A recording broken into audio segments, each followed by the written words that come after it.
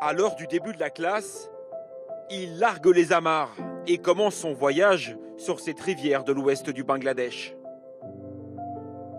Ce bateau, c'est une providence dans ces campagnes oubliées. Il passe de rive en rive, récupérer des écoliers, livres scolaires à la main.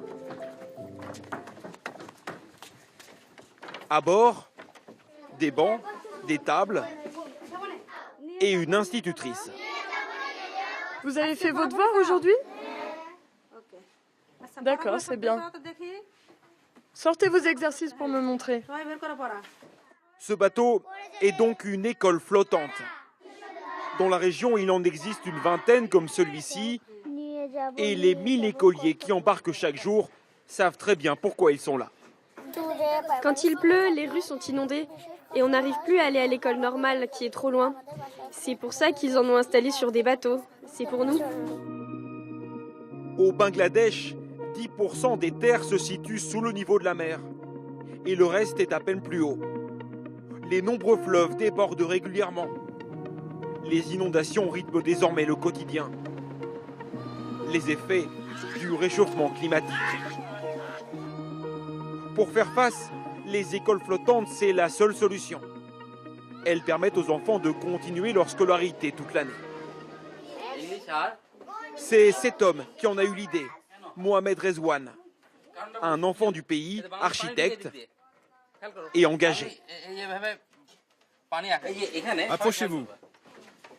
Alors ça c'est la montagne et ça c'est nous. Quand la neige fond, l'eau descend. Vous voyez? Oui, ça va dans l'océan. Mais s'il y a trop d'eau qui descend dans la rivière, qu'est-ce qui se passe? On a des inondations. En 2010, Mohamed lance un appel de détresse à l'ONU et récolte près d'1 million d'euros de fondations privées. Il conçoit alors ces bateaux résistants aux fortes pluies et autonomes en électricité grâce à ses panneaux solaires. C'est un énorme défi qui va se présenter dans le futur. Les scientifiques disent que dans les 60 prochaines années, 2/3 du pays seront engloutis par les eaux. À force d'inondations, les terres du Bangladesh ont déjà commencé à disparaître. Les moussons à répétition ont accentué l'érosion de ces rives, chaque année un peu plus. Au bord, ces villages peuplés d'agriculteurs, comme Mahmoud. Aujourd'hui, l'homme a perdu la plupart de ses terres. Mon exploitation s'étendait jusqu'à une quinzaine de mètres par là-bas. J'ai dû déplacer ma maison et peut-être que dans 2-3 ans, je devrais la déplacer encore. Pour le moment, les villageois font face en construisant leur maison avec ces panneaux en tôle, facilement déplaçables. Mais d'autres misent à présent sur de nouveaux projets, aux allures d'arche de Noé. Ce bateau est financé par la même fondation que celle des écoles flottantes. Il s'agira en fait d'une cour de récréation pour permettre aux écoliers de jouer à l'abri, entre deux classes.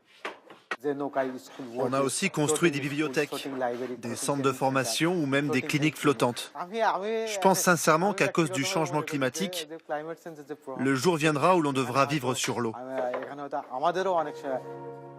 Ici, les habitants ont compris qu'ils avaient déjà perdu le combat de la montée des eaux et ont choisi de s'adapter.